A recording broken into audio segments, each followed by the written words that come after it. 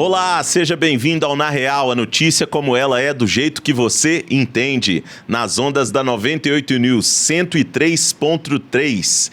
Este é o programa Direto ao Ponto. Vocês conhecem o nosso quadro, já apresentamos para vocês no programa anterior e eu tenho certeza que vocês vão gostar. Mas para quem nunca viu, eu vou explicar. São 15 minutos, temas quentes e polêmicos e cada um de nós três aqui hoje vamos debater esses temas. Hoje eu estou aqui com o João Fernandes. E aí, João? Fala, Lincoln. Como vai? Beleza. Sempre bom encontrar com vocês toda semana aqui na 98 News. Sempre bom. E hoje o tema vai ser bacana. Vai ser bacana demais.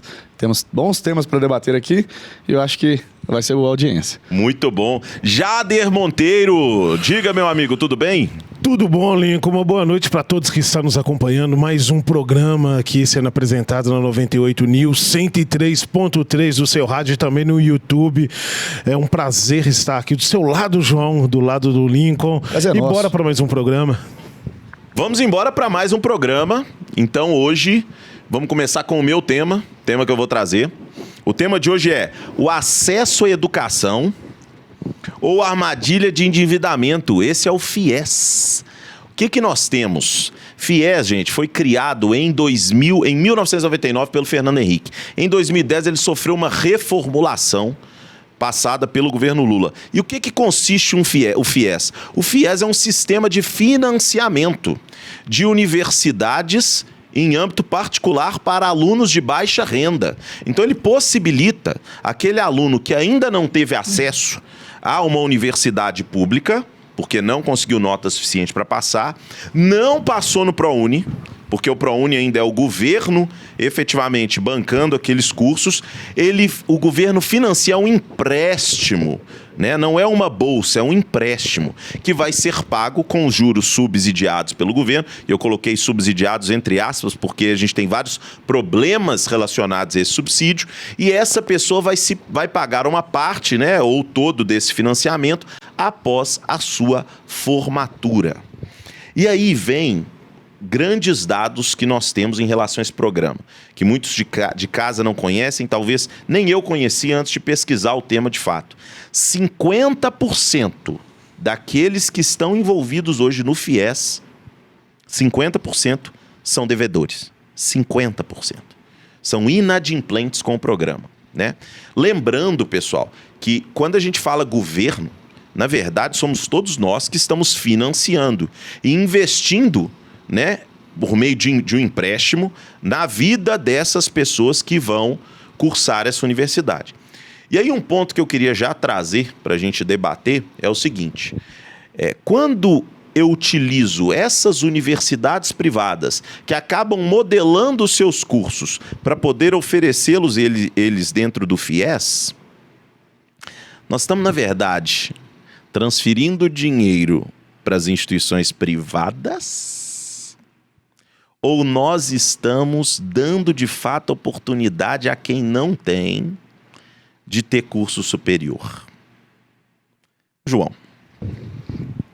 Lincoln, esse tema que você acabou de trazer aí é muito interessante porque a gente não existe dever o Estado, né? O Estado ele nunca fica sem receber o seu dinheiro. Se ele perde de um lado, ele pesa a mão do outro. Então, assim, quando um Estado acaba não recebendo, por exemplo, e aí aqui eu vou trazer temas mais polêmicos ainda, como questão do INSS, aquele rombo do INSS e tudo mais. O rombo que a gente conhece aí, né, que a gente ouve tanto, ele não fica no rombo, né? Aumento de impostos, aumento do IOF, né, tantos outros impostos vêm aí no lombo aí do trabalhador para subsidiar isso aí que você acabou de dizer. Eu nem sabia que o número era tão alto de 50%. Só para você ter uma noção. Agora, se a gente for parar para pensar, de fato, o governo consegue fazer uma manobra muito grande, né? Porque agora ele está ganhando dinheiro até, vamos dizer, usar essa palavra, né? Até mesmo com as universidades pagas, né? Particulares. Então, assim, antes que ele só recolhia imposto, agora ele também está recolhendo juros e tudo mais. E também há de saber, né, o quanto que é... Porque com o subsídio, né, do FIES, muitas universidades abriram. Muitas, porque aí com o subsídio do governo e tudo mais, por exemplo, vide Minha Casa Minha Vida, né? Porque quando a construção é subsidiada pelo governo, muitas empresas abrem e tudo mais, assim como aconteceu também com as universidades no geral. E qual é a qualidade do ensino que está sendo passado no Brasil, né? Ô, João, você falou de um dado aí que é muito interessante. Você falou assim, um quantitativo muito grande de universidades abriram. Nós temos 3 vezes mais o número de universidades de direito aqui no Brasil do que nos Estados Unidos. 3 vezes mais em termos de universidade de direito. De medicina, nós temos a maior quantidade de universidades de medicina do planeta Terra. Do planeta Terra. E se a gente for ver, eu não vou saber trazer os dados aqui, mas eu também já vi uns dados parecidos com relação à China, que nós temos mais universidades do que a própria China em alguns cursos, em determinados cursos. Aí eu não vou saber lembrar quais cursos aqui, se também é direito ou medicina, são os mais famosos, né? Mas, pô, a China tem 1,3 bilhão, né, de pessoas lá dentro. Então, assim, aqui no Brasil, com apenas, vamos dizer assim, 200 milhões, nós temos mais universidades. E aí resta saber, né, se a qualidade do ensino está sendo mantida ou se ela está sendo um fator importante na escolha, né, para entregar esse subsídio para algumas universidades, porque algumas também nem deveriam estar, né, na lista para ser aptas a receber o dinheiro do FIES, né? Algumas aí provavelmente devem entregar um curso EAD meia boca simplesmente para receber esse subsídio e tudo mais e repassar esse curso para o aluno ali. E o Jader, eu quero que você traz para a gente o seguinte, quando você falou desse dado de criação de curso, universidades começam a criar curso para atender o programa, muitos dos cursos que foram criados por essas universidades, muitos dos alunos, e aí foi feito um trabalho pela CGU e pelo TCU, né, Tribunal de Contas da União, Controladoria Geral da União, que descobriu que os alunos eram fantasmas. Então, a gente conhece, né? Aí fica legal, né, Jader? Isso se chama governo, isso se chama Brasil. Seja bem-vindo para você que está ouvindo pela primeira vez esse programa. Isso aqui é Brasil, tá? Que consegue fazer tudo sempre piorar, né, João? Quando ele começou a frase, eu já sabia que ele ia falar a palavra fantasma. Estudantes fantasma. Eu vou chamar a atenção aqui para todos os ouvintes que estão nos acompanhando aqui. Lincoln se tornou um comércio de universidades espalhado pelo Brasil todo. Mas, Lincoln, seria possível olhar por outro lado, onde muitos tiveram a oportunidade de estudar, João? Por quê, Lincoln? Eu vou trazer aqui uma visão Jader. Jader aqui está na sua casa dos seus 40 anos de idade, Lincoln também, João, nos seus 23 ainda. Mas, Lincoln, lá atrás, os nossos pais não tiveram a oportunidade de frequentar uma faculdade pela dificuldade que era uma faculdade. Houve, claro, programas do governo para trazer essa molecada, essa juventude da nossa época para as faculdades e aprender cada vez mais. Claro, hoje, como vocês estão trazendo, as pessoas que estão nos ouvindo, se tornou Deus nos acuda, né? Faculdade a cada esquina, de medicina, de direito e por aí vai. Mas não seria um meio do governo trazer uma fiscalização mais efetiva, trazer uma qualidade de ensino, trazer provas no qual venha qualificar essas faculdades abertas no Brasil para trazer um aluno mais qualificado para o mercado de trabalho? Porque era um sonho antigo nosso, Lincoln. Era fazer faculdade, João. Isso era um sonho quase inacessível ali para a grande maioria da população. Eu trago essa visão pelo outro lado porque era um sonho dos nossos pais ter um filho formado em direito, ter um filho doutor, ter um filho engenheiro. Mas eu acho que perdemos um pouco do foco na questão da educação. Eu acho que seu ponto é muito bom. Quando eu fiz faculdade, né, 2006, na verdade eu comecei a fazer faculdade em 2004. Não tinha o FIES ainda, assim, não nos moldes que ele é. Ele nasceu em 99, mas ele efetivamente, com recursos, popularizou em 2010, quando houve a reformulação do programa. E tinha o ProUni, né? O ProUni era um programa de pagamento, era como se... Tem uma estratégia que alguns países utilizam, que é a utilização de voucher. Então ele pega e dá um voucher pro cara, assim, ó, eu não tenho condição de te absorver na escola pública. Então eu te dou um voucher para você ir e pagar uma escola particular, conveniada, que vai te dar o acesso que o público deveria te dar, né? Então, o ProUni é meio um voucher. O FIES, ele é um pouquinho diferente. E eu concordo com o que você colocou. Talvez ele criou a possibilidade. Mas quando a gente pega os dados, e aí, anos depois, a gente começa talvez perceber que talvez essa não seria a melhor política pública. Porque nós temos famílias que ganham até R$3.000 em muitas vezes se comprometendo com valores de 40, 50, 80 mil reais. E tem um fiador, que geralmente é o pai, a família toda se compromete com aquilo. E a gente sabe da dificuldade hoje de se arrumar um bom emprego mesmo formado. Exatamente. Muitos engenheiros dirigem o quê? Uber, em muitas vezes, né? Agora o mercado está aquecendo de novo. Mas há tempos atrás você tinha muitos fora do mercado. Mas teria uma outra forma? João, o que você acha disso? Lincoln, nesse sentido, até trazendo um pouco o que o Jader disse aqui, eu acho que a gente, nesse ponto, quando a gente trata de políticas públicas, vou ser um pouco insensível aqui, porque talvez o sonho das pessoas talvez não seja uma coisa a ser levada tanto em consideração, porque, vamos olhar os números, quantidade de formandos aumentou muito, a qualidade de ensino no Brasil caiu, e a gente vê, igual o próprio Lincoln disse aqui, pessoas tendo subempregos quase, mesmo com diploma na mão. Então, acaba que o próprio diploma perde um pouco do próprio valor, né? E aí a gente fica sem saber no sentido de quando uma pessoa que forma, você não sabe se ela de fato formou com uma carga técnica forte, embasada, ou então se ela é uma pessoa que formou numa universidade de esquina, ou então foi levando pelas coxas e tudo mais, e acaba sendo um profissional. E o risco, isso é muito grande. Imagina um médico com um tema, né, com uma formação não tão boa, ou então um engenheiro que vai projetar uma ponte com uma formação não tão boa, não tão robusta. Então, assim, eu acho que quando a gente pega em questão de políticas públicas, os números, eles falam por si, né?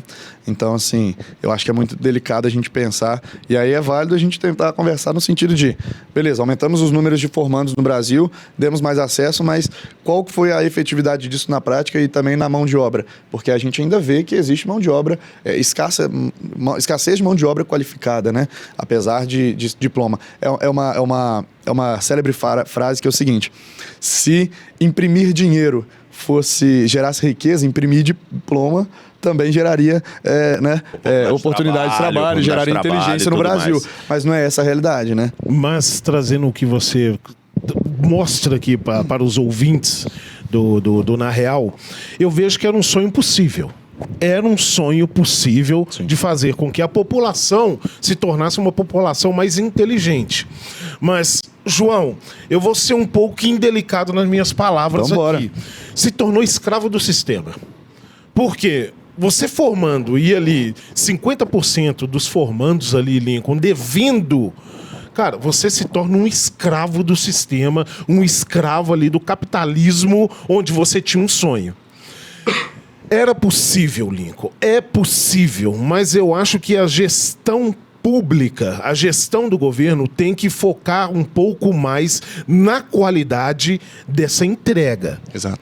Porque entendi. Não adianta hoje, tínhamos um sonho lá de 1990, 2000, de formar pessoas para ter uma qualificação profissional hoje. E hoje nós estamos vendo ao contrário. Hoje você não tem uma formação técnica, mas tem um diploma.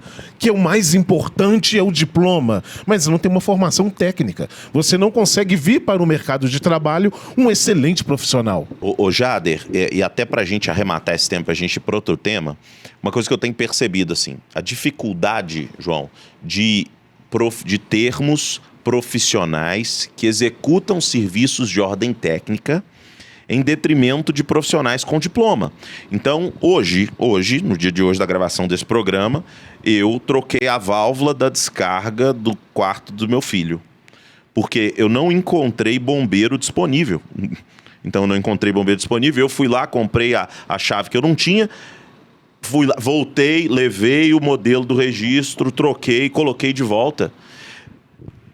E se eu encontrasse esse profissional, sabe quanto que era para ele ir lá em casa? R$250.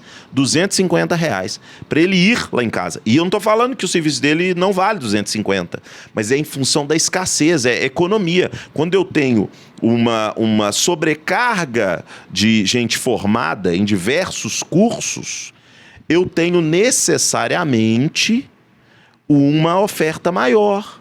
E aí o meu preço vai lá embaixo. Eu pago Oferta menos. e demanda, né? Oferta e demanda. E aí, terminando com esses dados, que eu quero que vocês gravem esses dados. Dos formandos de um censo que foi feito em setembro de 24, 5.681 entrevistados. 31,6% dos formandos em História não exercem atividade remunerada. Olha só. Relações internacionais, 29% não atuam na área. Serviço social, 28%. Radiologia, 29%. Enfermagem, 24%. Química, 22%. Nutrição, 22%. E aí vem a lista. Então, nós temos um percentual grande dessas pessoas que nunca serão inseridas nesse mercado. O tempo acabou e agora a gente muda de assunto. Tempo. João, vamos lá, traz o seu assunto para a gente debater aqui hoje. Um assunto que eu gostaria de trazer aqui muito, Lincoln e Jader, é um assunto que tem se tornado muito pauta dos assuntos políticos aí nos últimos meses, não diria nas últimas semanas, mas talvez nos últimos meses, talvez até anos, que seria a questão do cerceamento de liberdade que nós estamos tendo em relação a algumas ações de pessoas com muitos poderes lá em cima, lá em Brasília, e questão das manifestações, né, do Brasil afora, que a gente vê que isso até tem esbarrado no medo, no sentido das pessoas até não se sentirem livres o suficiente para ir para a rua, então com um certo receio, porque quando a gente vive numa democracia pujante, livre e sem nenhuma amarra, vamos dizer assim, a gente pensa num sentido que as pessoas não têm receio algum de ir manifestar contra um governo, né, que democraticamente foi eleito, mas que não representa aquela população que não votou neles. Hoje a gente já vê um certo receio de uma parte da população em ir para a rua e falar assim, não, é melhor não. Nas redes sociais, pessoas com medo de falar determinados assuntos, pais que, por exemplo, como meu pai e como minha mãe, que ficam com receio de falar de certos temas na internet. Em uma democracia plena, uma democracia onde a gente vive ela com plenitude de fato, eu acho que os pais não deveriam ficar com receio do que os filhos andam falando na rede social. Né? Se, obviamente, ali não estiver incitando algum crime, obviamente, né? Porque com relação a crimes, você falar disso na rede social já tem código penal para isso, né? Você já se enquadra nisso aí. Agora, falar sobre política, falar sobre contra algum governo, ou contrariamente, alguma tipo instituição, né? Alguma autoridade, tudo. Eu acho que é uma coisa plenamente possível numa democracia, mas não é o que a gente vê hoje no Brasil. Então, assim, a gente vê países com um cerceamento de liberdade muito maior, mundo afora, como Nicarágua, Venezuela, Coreia do Norte, China e tantos outros, né? Irã. Mas o Brasil está caminhando para se tornar um desses países. Não está caminhando para se tornar um país mais livre do que foi há alguns anos atrás. Então, assim, esse é um tema que eu gostaria de trazer e tocando um ponto, né, das manifestações populares que estão acontecendo no Brasil afora, que refletem muito esse clamor popular de insatisfação, mas que está um pouco engasgado ali por alguma caneta pesada aí, lá em Brasília. Ô João, eu queria trazer um ponto interessante sobre esse tema. Antigamente, a gente tinha muito mais ligado até a movimentos de minorias as manifestações, né? Certo. A gente tinha isso. Com o tempo, as manifestações começaram a ganhar um coro maior. E eu acho que no Brasil tem uma marca muito simbólica, que nós estamos falando ali do movimento dos 20 centavos em 2013. Porque nós tivemos o movimento das diretas já, na década de 90, do Collor. Foi um movimento grande também, né? Um movimento grande também. Mas eu acho que 2013 teve eu vou falar assim, o pós-moderno, né? É um movimento de manifestação pós-moderno. Vamos dizer, dentro da rede social, né? Dentro da rede social, já trazendo rede social, já trazendo o YouTube, já pegando e escalando para organismos de imprensa internacionais que começaram a repercutir aqui no Brasil essas manifestações. Na minha visão, isso é um sinal de maturidade para você que está nos ouvindo, democrática. Quando eu tenho manifestações, sejam elas de qualquer espectro, direita, esquerda, e elas são livres, eu tenho democracia. Eu tenho um sinal de amadurecimento de democracia. Por quê? Porque quando a pessoa, e você falou num ponto muito, muito importante, quando a pessoa se sente livre para poder dar a cara dela e ir para a rua, Isso é relevante. Muitos ainda ficam em casa com medo. Eu lembro desse, em 2013, claramente, teve uma música da Fiat muito famosa. Eu não podia falar a marca aqui, mas falei. De uma empresa, né? De uma empresa. De carros italianos. E a música era de um outro cantor muito famoso, que a música Vem Pra Rua. Né? Ela tocava, e essa música chamava, na verdade, era pra Copa. Mas, na verdade, virou uma grande música desses movimentos. Então, para mim, minha opinião, e passando pro Jader, é o seguinte, olha, para mim é um grande sinal, as manifestações são um grande sinal de amadurecimento de democracia. Jader. E eu quero trazer um ponto também importante que você fala aqui, João, as pessoas que estão nos ouvindo e assistindo, é a respeito das falas nas redes sociais. Manifestação é importante demais, Lincoln, muito importante. As pessoas têm que manifestar mesmo o direito, falar, ir para as ruas, mostrar que está indignada com o governo atual, com o governo anterior, tem que vir para a rua mesmo. Mas um grande medo que você traz, João, são as redes sociais, onde você não tem o direito de fala. Dependendo da sua fala nas redes sociais, claro, fala com responsabilidade, tá, Lincoln? Porque é óbvio que eu trago para todos os ouvintes aqui, do que você for falar nas redes sociais, tem que ter responsabilidade. Exatamente. Você tem que assumir a responsabilidade da sua fala. Mas só que hoje nas redes sociais se tornou uma terra onde todos estão com medo de falar do governo atual, do governo anterior e de quem for, Lincoln. Se você tem uma opinião a respeito de um político, de uma governança, algo do tipo, você fica com um certo receio. Isso seria uma liberdade de expressão, Lincoln? A liberdade de expressão dentro da rede social? Isso. Eu acho que nós temos que fazer duas classificações aí. Quando uma pessoa se coloca num cargo público, você que está nos ouvindo aí, ela está assinando ali um atestado de que será criticado e que está dando o direito de ser criticado. Porque a função pública, ela dá esse direito de você ser criticado. Significa que vai concordar, significa que é verdade, significa que foi até crime o que a pessoa cometeu, aí vai ser um ponto que vai ser analisado pela justiça. Isso. E já existem leis que punem isso. Exato. Agora, um ponto que você trouxe, em termos de liberdade, eu fico preocupado quando, numa democracia, nós temos medo de falar. E eu tive o privilégio de rodar alguns locais, e eu fui em países de fato comunistas, onde eu tive que assinar determinados termos ao entrar nesse país, termos, assinaturas eletrônicas, onde eu concedia o meu direito de imagem o tempo inteiro para que aquele país me monitorasse, dentro, Singapura é um exemplo, né? E que para estar sujeito àquelas... Você concorda que, aí eu falo da liberdade, nem sempre. Quando eu tenho medo de falar alguma coisa, medo das consequências daquilo... A liberdade já foi embora. A liberdade já foi embora há muito tempo. Mas é aquilo que nós vamos trazer aqui nesse recorte. Há uma grande diferença entre liberdade, eu ir para a rede social e falar do atual governo, falar de um atual ministro, que não posso falar o nome também, né? Tá vendo? Que a gente fica com esse certo receio. Essa aí que começa o cerceamento. É nesse medo seu de citar o nome do tal ministro. Mas não se torna crime uma coisa que eu possa comentar e falar, não sou a favor. Mas hoje, Lincoln, nas redes sociais, tudo está sendo criminalizado. Tudo. Tudo está sendo visto como, se você não gosta de mim, não fale de mim. Não cite o meu nome, porque eu vou derrubar a sua conta, eu vou derrubar suas redes sociais, eu vou bloquear os seus bens, bloquear a sua conta bancária e por aí vai. Seria o Brasil está se tornando um país onde você não tem essa liberdade de expressão, João? Caminhamos para isso, né? Quando a gente fala, por exemplo, né, e aí eu posso citar em questão pessoal, que eu conheço muitas pessoas, no sentido que muitas pessoas já me falaram assim, João, eu já perdi tantas contas.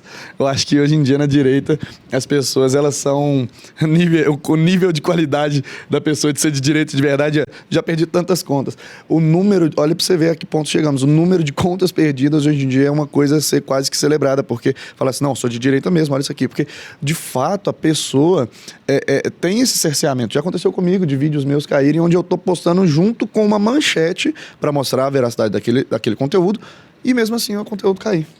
sem eu saber o motivo, sem eu ter o mínimo de respaldo ali para falar assim, olha, seu conteúdo foi retirado por conta disso. Agora, pensando nisso, a gente tem um ministro que, o Jader, até a gente expõe isso aqui de uma certa maneira, porque, Jader, num país democrático você não poderia ter receio de falar pelo menos o nome do ministro, porque aquilo ali vai te trazer retaliações se você falar que não concorda. Agora, esse próprio ministro, que aí eu também me incluo nesse grupo de pessoas que não querem citar o nome desse cara. É melhor não. É melhor não, porque eu tô aqui dizendo, não estamos numa democracia plena. Eu vejo similaridade no Jader com o ministro. Pois é verdade. Careca também. É careca, né? É careca também, é verdade. Careca, né? Careca também. É careca. É careca. Mas aí, cara, a pessoa não precisa nem ser expert em direito para saber que o trem já tá errado. Quando a gente vê em alguns dos julgamentos, por exemplo, onde ele pergunta em primeira pessoa, mas e de mim, pro interrogado, mas e de mim, foi dito alguma coisa? Loucura isso! Onde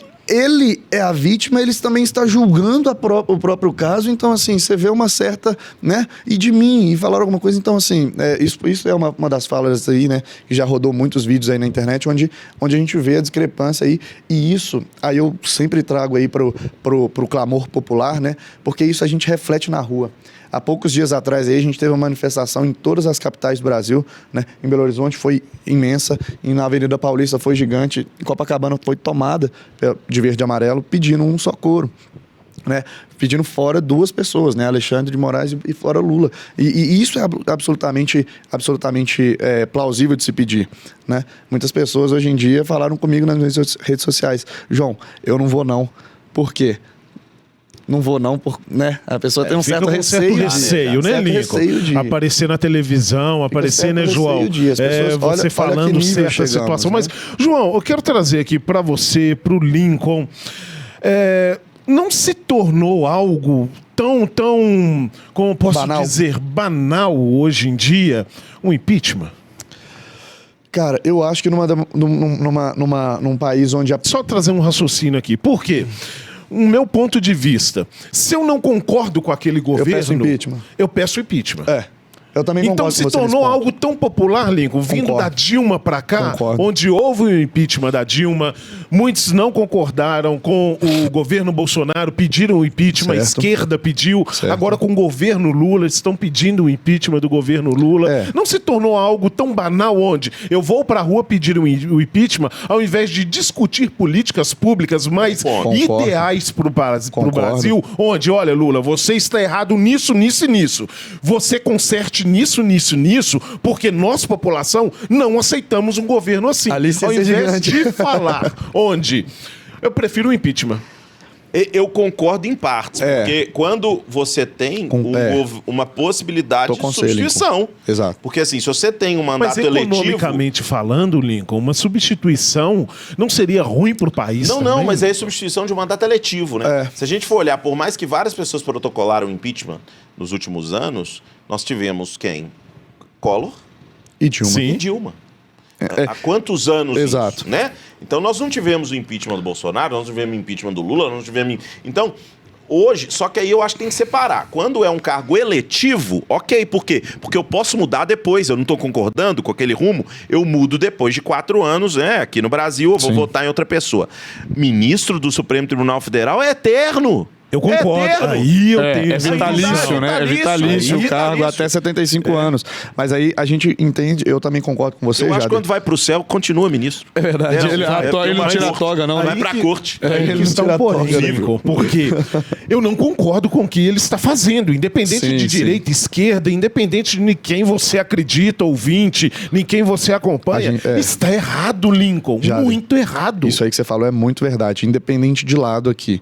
Independente do lado que você está, né? A caneta está muito pesada para um lado só, mas o problema não é para que lado a caneta está pesada, é o quanto essa caneta pesa que é o problema, de fato, na democracia. É o lado pessoal, né? Que exato, bate nele. Exato. Estamos vendo decisões muito pessoais, muito monocráticas e pessoais em cima de uma pessoa só que está tomando essas decisões. Assim, então, de um grupo, né? De uma pessoa de um grupo.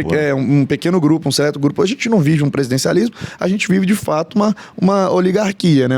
Quase que um grupo de 5, 6 pessoas pessoas ali que comandam o Brasil com as suas canetas. Mas assim, nesse ponto eu concordo com você que o impeachment, ele é sim sinal de uma instabilidade política no Brasil, no país, né, que acontece, mas ele também, ao mesmo ponto, ele é uma... Quando as pessoas ainda podem pedir impeachment, né? A gente está falando aqui de presidente, mas também isso se aplica, por exemplo, a um ministro do STF, ou algum outro poder, né? Isso mostra também que ainda existe democracia naquele país. Pedir não quer dizer que vai acontecer, mas igual o Lincoln disse, existiu 2 nos últimos... nos últimos 30 anos. 30 anos. Exato. 30 anos. Desde Collor para cá foram 2, né?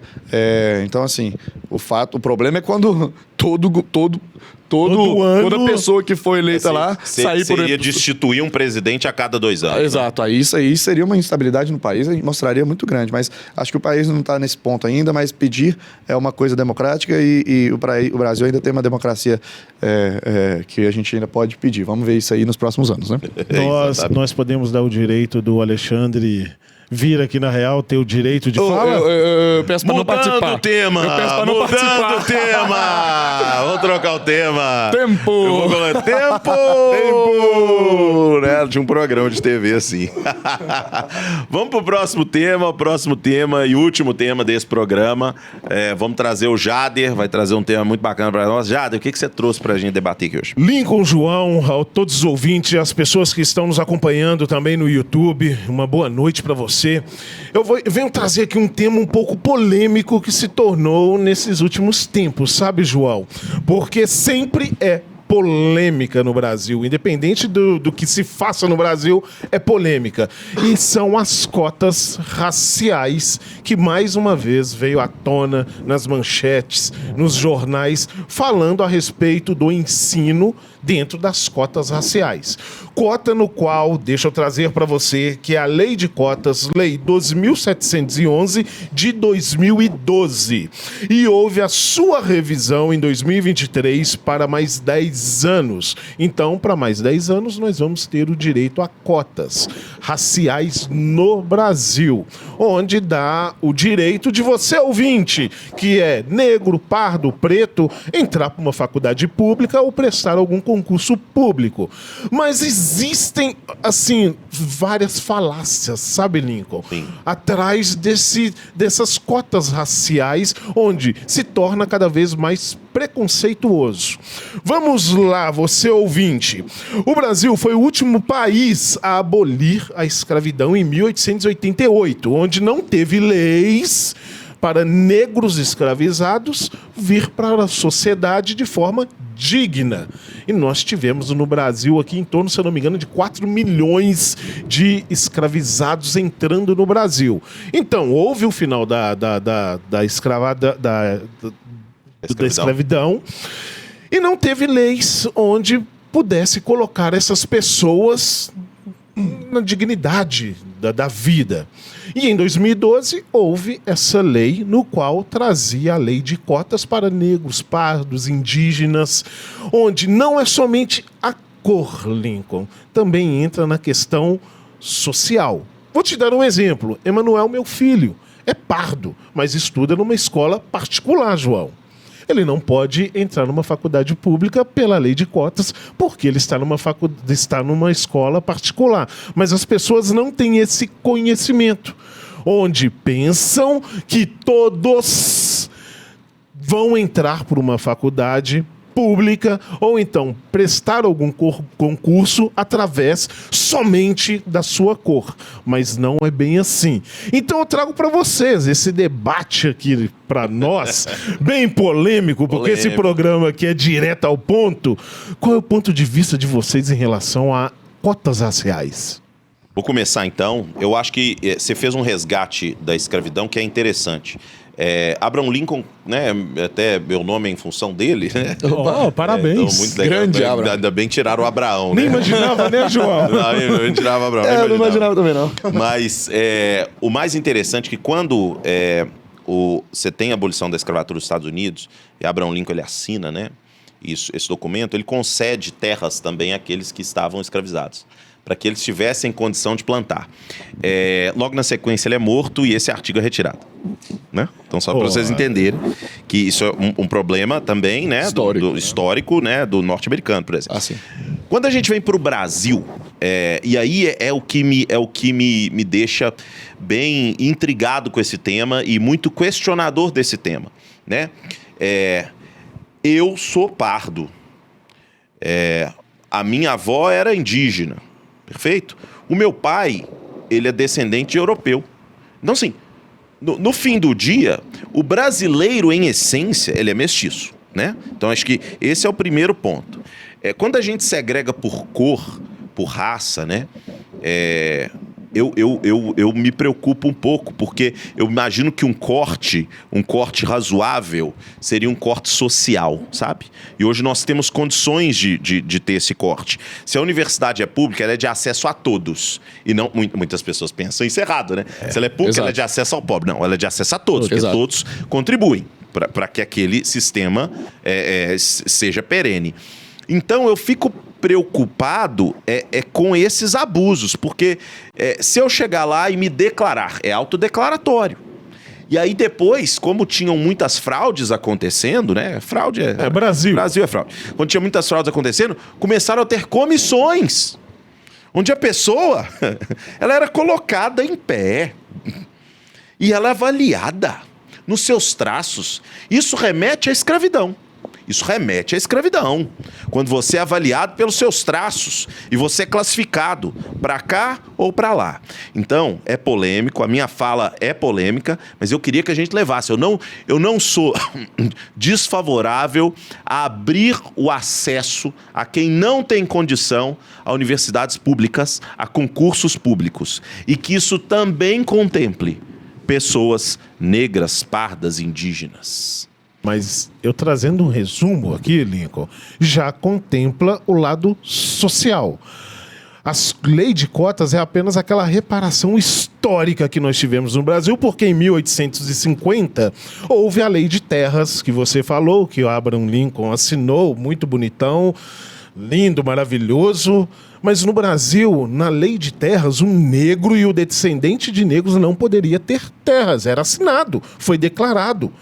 Então, hoje eu vejo a lei de cotas uma reparação onde nós, negros, não estou aqui no mimimi, viu, gente?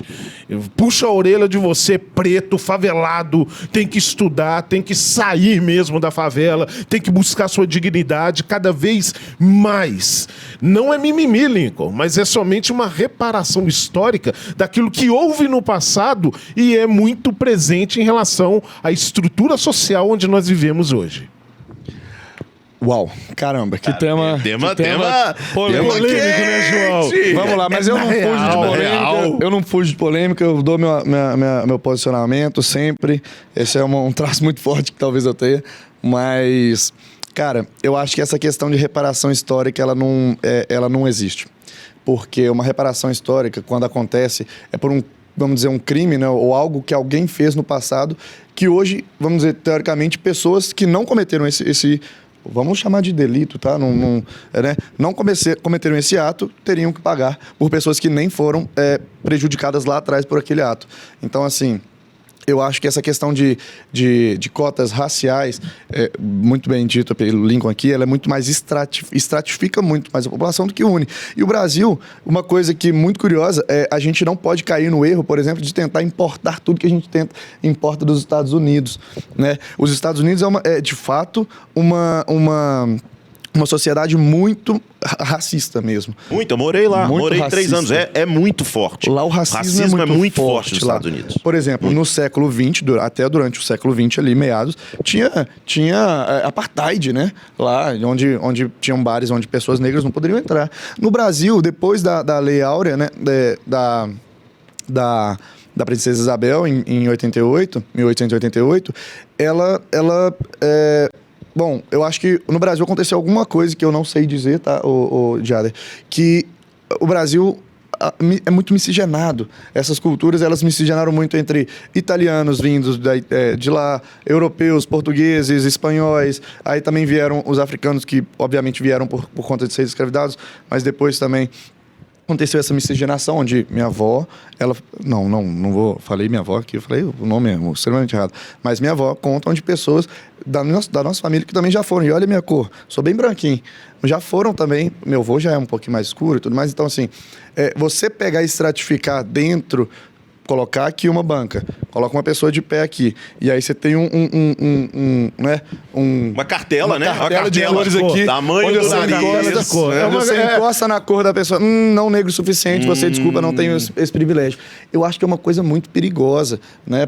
Porque aí ali a gente começa realmente a separar ainda mais a população. E esse nós contra eles que o Brasil, e volto a dizer, importou dos Estados Unidos e tudo mais, eu acho muito perigoso, porque também está indo, por exemplo, para cotas de trans, cotas LGBTs, onde a pessoa ali, aí não é nem questão física, aí é onde a pessoa se sentir daquela maneira ali. Aí a pessoa se sente daquela maneira, ela tem determinado direito, aí a gente entra num outro assunto bem mais polêmico. Programa, né? Bem mais polêmico. Vamos trazer números aqui, Lincoln? Porque só para encerrarmos aqui sempre bom, esse sempre assunto, vamos lá. Educação superior, universidades federais. Segundo os dados do INEP 2023, o número de ingressantes por cota raciais nas universidades federais aumentou de 14.262 em 2012 para 52.256 em 2023, um aumento de 266% em 11 anos. O número de concluintes entre cotistas cresceu ainda mais, de 1.780 em 2012 para 26.151 em 2023, um aumento de 1.300%. Jader, me deixa permitir fazer um questionamento aqui. Sim, claro. Onde a gente vai ter que entender uma coisa. Por exemplo, uma pessoa negra que entra na universidade, quando tem-se lá as cotas para raciais, né? Eu sou muito mais a favor das cotas sociais, onde a gente tem uma estratificação ali por renda, onde a pessoa de fato não conseguiu ter acesso a um estudo mais avançado e tudo mais, e por isso não entrou numa universidade federal. Eu sou muito mais a favor de uma social, mas quando a gente fala de cotas raciais, tem pessoas, por exemplo, que passam no Enem para uma universidade, vamos dizer assim, de medicina, com uma nota menor do que uma pessoa que estudou mais, que tem uma capacidade técnica de estudo ali, né, que estudou mais e está mais apta para formar naquele curso. Como que a gente vai saber, por exemplo, aí entra um perigo de a gente estratificar, porque isso começa a ficar no inconsciente. Como que eu vou saber, por exemplo, que aquele médico que formou o negro, ele é extremamente competente ou ele é aquele cara que o último lá embaixo, que entrou naquela cota... Social. Na racial. Mas a racial engloba a social, João. Eu trouxe aqui no início que não é apenas a minha cor. Eu, por exemplo, não estudei em escola particular. Emanuel já estuda em escola particular. Ele, por ser pardo, não tem direito. Mesmo ele lá embaixo, sim, tirar... Não, eu vou entrar, vou passar pela banca. Peraí, você não tem o direito pela questão social. Não é só cursando o ensino médio? Não. Porque eu acho que o que acontecia? Eles iam até o ensino fundamental, oitava série, nossa época oitava série, eu já era nono ano. Nono ano. E depois, não podia ter cursado o ensino médio em escola particular. Então, muitos tiravam o filho da escola particular. Mas como você colocava numa escola pública e pagava cursinho. Então, hoje você controla o Pix. Hoje a Receita monitora Pix de 10 centavos. É por isso que eu falo com o João que é mais uma questão social também. Não entra somente na cota racial. Não seria o inverso? Não, Lincoln, mas só que hoje... Se eu pegasse o social, não pegaria o racial? Hoje, a maioria das discussões que está acontecendo na internet é por causa da cota racial. Não da cota social, que já engloba, João. E trazendo uma visão para você das universidades federais também, onde tem a maioria dos negros, e eu puxo a orelha, porque esse programa é na real, Lincoln. Nenhum negro, eu não quero me fantasiar de africano para uma esquerda e ser o palhaço da esquerda. Ser usado como massa de manobra. Usado de forma alguma. O negro hoje, Lincoln, está buscando a dignidade dele. Concordo. Então, o negro quer ter a sua blusa social, o seu terno, ele acesso. quer ter o acesso. Eu puxo a orelha dessa esquerda, onde pega o negro e usa como marionete ali de questões sociais, de questões de mimimi, de várias questões. Mas o nosso assunto aqui é tão polêmico, mas tão polêmico, que engloba mais um episódio. Mas é sempre bom trazer esse tema pra gente discutir, porque é uma coisa que talvez na sociedade as pessoas até fiquem com receio de falar isso nos grupos de Será amigos. que o Ale vai deixar a gente falar isso aqui? Exato. Nos grupos de amigos as pessoas têm até um certo receio. Quando a gente traz isso pro debate público, a gente começa a dar luz. E quando a gente dá luz num tema, o Jader, é quando a gente começa de fato a olhar para ele com um olhar de vamos resolver isso aqui, né? Isso aqui é uma política necessária, uma política efetiva, deu certo com o teste do tempo. O teste do tempo nunca falha, Lincoln. Nunca falha. Então, assim, a gente tem que realmente falar disso, é muito importante. Parabéns pelo tema. E até para arrematar, eu acho que é inegável que hoje no Brasil nós temos um país preconceituoso ainda, né? É fato, estrutural. isso é fato. Isso. E você tem um preconceito que ele vem, né? Eu não gosto de usar o termo do racismo estrutural, porque eu acho que ele foi cooptado. Como até essa pauta foi cooptada por um grupo. Sim. Quando você faz a cooptação das pautas, elas perde acabam a identidade do Brasil. perdendo a identidade. Então, eu acho que o Brasil em si é um país que precisa de vencer isso ainda. Ele tem um problema estrutural social muito grande, um problema de desigualdade racial, sim. Os negros ocupam menos os cargos de chefia, isso é nítido. Os locais de poder também. Então, precisa-se disso. Mas, para mim, o caminho para englobar todo esse grupo é o caminho social. Porque a maior população brasileira, de fato, negra, é população de baixa renda.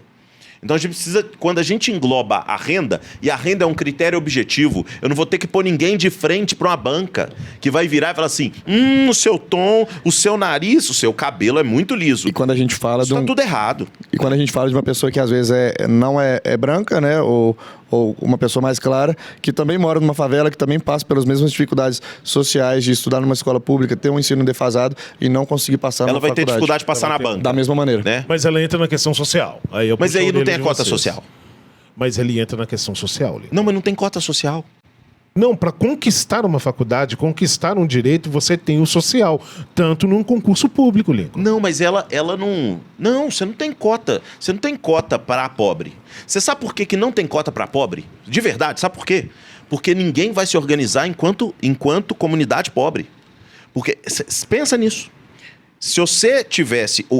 hoje no Brasil, o que ganham pautas, o que tem acesso, são grupos organizados. Organizados. Verdade. Então tem um grupo X organizado, que defende tal pauta, um grupo X organizado, que defende tal pauta. Eles começam a ter acesso a políticas públicas em função da organização. Mas você não tem um movimento pró-pobre. Pró-pobre. Você não tem movimento pró-pobre. Você não tem o sindicato dos pobres. E aí acaba que as pessoas... É verdade. É verdade. Já Você pensou está nisso? trazendo insights para políticos do Brasil, Já pensou nisso? Lincoln. Mas é interessante trazer isso por quê? Porque, de fato, o pobre acaba ficando de fora. A cota, hoje, não existe uma cota para pessoas de baixa renda entrarem em universidades federais. Hoje existe uma cota racial. Eu não estou falando que a cota racial não tem que existir, mas a social deveria englobar todas elas. A social Você até extrapolou, mas tá bom. A social engloba na questão do direito a entrar num concurso público, onde você consegue ali comprovar a sua renda e não ter a renda suficiente para pagar aquele valor do concurso. Não, mas da inscrição, mas você não tem vantagem competitiva. Isso. Não tem a vantagem competitiva porque você vem de um estudo onde não te deu vantagem. Não, você não. veio de um sistema onde não te deu a vantagem. Mas a cota Não, no concurso aí a gente tá falando da cota. e a cota dentro da universidade, ela é para, em tese, igualar em termos de vantagem. Ela vai suprir uma desvantagem competitiva. Isso. Como o aluno de baixa renda, né, o estudante de baixa renda, ou o adulto de baixa renda, não teve acesso a ensino de qualidade, na hora que ele for concorrer para uma vaga de concurso, ele vai estar em desvantagem. Então, se ele tiver em desvantagem, a cota social seria para igualar aquilo. Exato. Né? Olha, eu vou te dar um percentual a mais, sua questão vai valer 0,2 a mais do que uma questão comum, Por quê? Porque aí você vai ter, eu vou igualar vantagens competitivas. É equidade, né? Que seria equidade. Mas vamos lá, entra num programa anterior que nós conversamos aqui, onde o social hoje se ficou banal nesse país, como, por exemplo, o Bolsa Família, onde você tem escravos de um governo, onde se eu sair desse Bolsa, aí é um assunto para outros programas. Mas, terminamos o terceiro assunto, acho que foi muito bom. A gente até extrapolou, viu, muito pessoal? Bom. Mas eu muito acho que foi temas. necessário. Muito bons Foi temas. necessário, os temas foram muito bons. E fazendo um apanhado aqui, que cada um de nós vai fazer um apanhado, que começando hoje, pode ser pelo Jade, vamos inverter, a gente começou assim, Jade, faz um apanhado aí dos assuntos e traz sua conclusão aí do programa de hoje. Eu vejo que esses assuntos são assuntos importantes para você que acompanha, você que nos ouve, você que está nos assistindo no YouTube, são assuntos para você conversar com a sua bolha, são assuntos para você conversar com pessoas próximas a você, para trazer uma certa inteligência onde eu posso falar nas redes sociais, será que a educação hoje no Brasil se tornou um comércio? Será que, peraí, vamos conversar um pouco sobre a cota racial, cota social? Esses assuntos, João, viram polêmicas onde o tempo inteiro é briga. Eu não concordo com você, João, por esse ponto de vista. Você não concorda com o Jader por esse ponto de vista. E pronto, chegamos num consenso onde as ideias se fortalecem cada vez mais. Mas estamos vivendo uma sociedade, Lincoln, onde não se discute ideias mais. Se discute o extremo, onde eu não aceito você, Lincoln. Você não faz parte desse programa. Não, ele faz sim, viu, gente? Ele é o host. Você não faz parte desse programa e eu quero você fora. Mas não se discute ideias. Então eu trago para você que está ouvindo, você que está assistindo, discuta, debata, porque quando mais você discutir, mais inteligente você vai ficar nessa sociedade que carece de inteligência. Isso é bem verdade. É muito bom trazer aqui para esses temas, para esse debate, para essa roda de conversa, esses assuntos, sem ter uma taxação em cima disso, porque esses temas são importantes para o Brasil a ponto da gente avançar como nação, para a gente avançar como sociedade, falar sobre cotas raciais sem ser taxado de racista, falar sobre ser contra um governo sem ser taxado de antidemocrático, falar sobre ser contra, por exemplo, o FIES sem ser taxado de uma pessoa contra a educação, né? E falar disso tudo dentro de uma rede social, por exemplo, que hoje em dia é o grande local de debate público, né? É a grande ágora que a gente conhecia, por exemplo, que a gente estudou nas aulas de história da Grécia, né? Onde aconteciam os grandes debates por grandes filósofos. Hoje acontece na rede social. Então, assim, a gente entende que tendo esse debate aqui, a gente consegue tirar uma coisa mais profunda, que é a liberdade de expressão, que é o tema básico, a primordial para toda a sociedade, onde sem nenhuma outra liberdade é cuidada, nenhuma outra liberdade lhe é dada. Então, assim, primeiramente, a liberdade de expressão para a gente poder debater todos esses temas aqui, tantos outros mais polêmicos, sem ser taxado, sem ser, rotulado antes mesmo de qualquer assunto acontecer, porque todos os assuntos são cabíveis de serem debatidos mesmo, dentro de uma roda de conversa, de uma mesa de almoço de domingo, dentro das redes sociais, ou seja, numa roda de conversa como essa aqui na rádio. Então, assim, é sempre bom trazer esses temas, sempre bom a gente colocar os pingos nos is e trazer o tema na real, né, não, Lico? Na real. E aí, eu fazendo esse apanhado, né, como todos nós fizemos aqui, eu acho que tem uma frase de Nelson Rodrigues que ela traz isso tudo. E aí eu falo para você, toda unanimidade, ela é burra. Exato. Existe a necessidade de discussão de temas que são espinhosos, né? Tem na década de 90, né, nós tínhamos um movimento anticorrupção muito forte que surgiu na década de 70 nos Estados Unidos, depois na década de 90 foi muito forte. E a palavra corrupção, ela era quase proibida de ser falada, né? Tá hoje quase isso, né? Mas quase. Na década de 90 era quase proibido de se falar em corrupção. Eles usavam, teve um texto do presidente do Banco Mundial que ele fez um discurso todo falando, olha, nós temos que combater aquela palavra com C. Aquela palavra com C. Fazendo uma ironia, porque não se podia falar de corrupção. Gente, câncer... Antigamente, a pessoa não fala de câncer não, que pega. Lembra disso? Lembra desses jargões? Isso, João, você é muito novo. Você é muito novo, O pessoal falava disso. E aí a gente vê um absurdo, porque só o esclarecimento sobre a doença câncer traz a prevenção. Só o esclarecimento sobre esses 3 temas que nós trouxemos aqui, cota racial, manifestações e a força das manifestações e liberdade de expressão, e o FIES, possibilitam a evolução social. Verdade. Sem debate, sem contraponto de ideias, a gente não evolui enquanto sociedade. E aí eu finalizo o nosso programa hoje. Só para finalizar isso aí Pode que você falar, acabou João. de falar, muito verdade, isso é ensinamento bíblico, né, Jader? Conhecereis a verdade e a verdade vos libertará. E somente a gente consegue chegar na verdade debatendo com clareza, com honestidade e com muita informação.